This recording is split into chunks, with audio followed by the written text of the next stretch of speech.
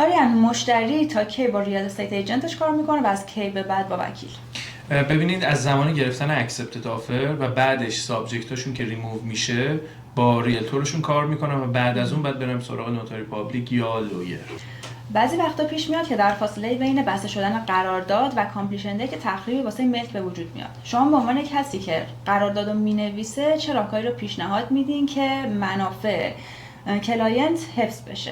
ببینید یکی از بهترین کارها اینه که یه هولد بک کلاز بذاریم. این به این معنیه که یه بخشی، یه مبلغی از قرارداد توی تراست اکانت لویر برای مثلا 5 روز 10 روز بعد از کامپلیشن دیت میمونه و بعد از اینکه شما میبینید هیچ تخریبی، هیچ ضرری به اون ملک نرسیده، بعد از اینکه ملک رو تحویل گرفتین اون فاند ریلیز میشه.